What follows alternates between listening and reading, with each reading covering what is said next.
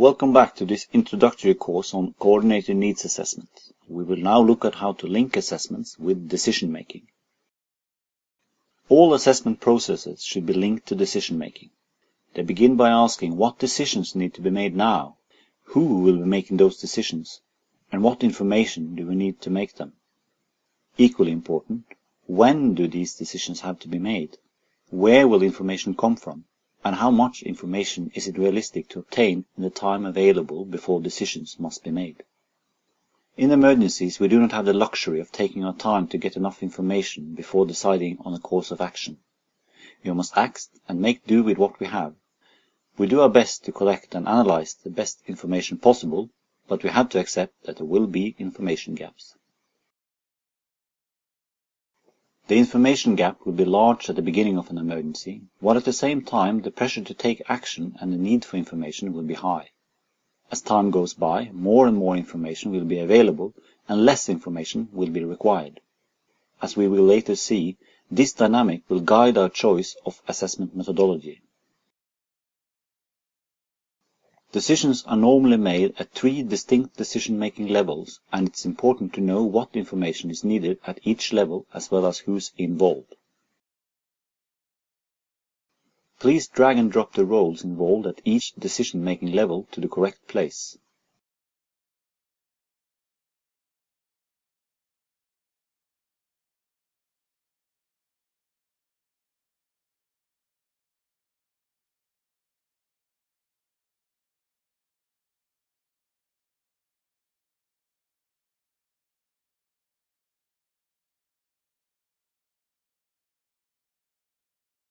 Strategic decision makers do not need to know the details, but rather a summarized analysis with key priorities and recommendations that will inform the direction of the response. They are concerned initially with the immediate needs for response and resource mobilization, including the profile that the disaster gets, and quickly become concerned with long-term planning and strategies, overall objectives, and strategic priorities.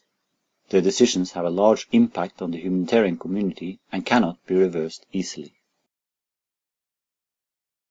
At the programmatic level, also called the tactical level, decision makers are largely concerned with a higher level of detail and processes. They plan for large programs, decide on allocation of resources, control budgets, and set sectoral policies.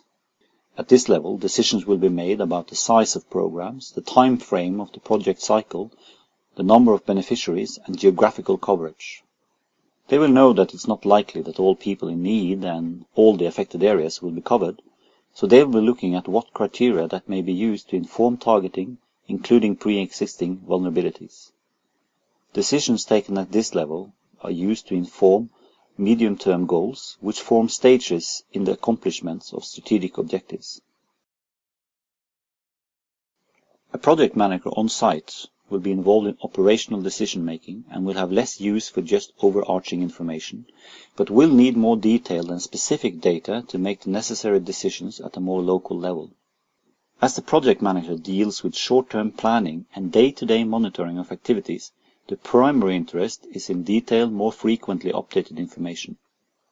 It is at this level that beneficiary selection processes may take place from a very early stage in a crisis, especially if development projects were ongoing and have an inbuilt capacity to deal with shocks.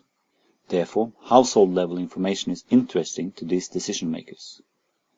Even if it's not representative, there is often a high degree of similarity across the area, and knowing how households are impacted can help inform the micro-decisions of locally based organizations.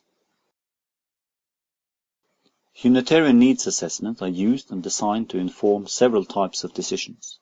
A study by James Darcy in 2003 identified 3 ways of aiming an assessment. One way was to inform strategic, operational and response decisions, but assessments may also aim to influence decisions made by others and to justify response plans, for example, an appeal. Disaster events that impact livelihoods and quality of life more than they threaten lives in the short term are now receiving more attention. For these kind of disasters, the interface between poverty and the shock of a disaster may not kill, but it will have a massive impact, seen in food security, nutrition and other sectors, as people resort to negative coping strategies. The assessment community is working on ways to understand these impacts better through assessment so that the key decisions taken in the initial phases can reduce negative impacts and communities can return to a development trajectory as early as possible. Here are typical uses of assessments corresponding to each of the three categories. Click on Continue when you are done reading them.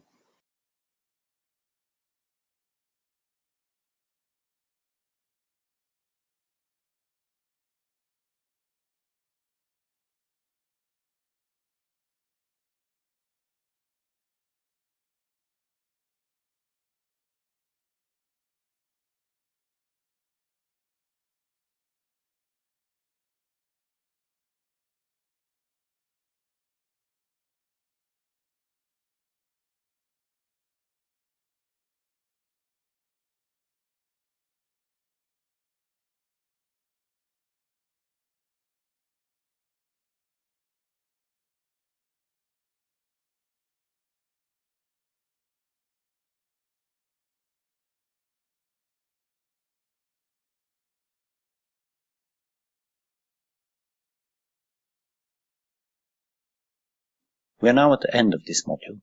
Please go on with the next one.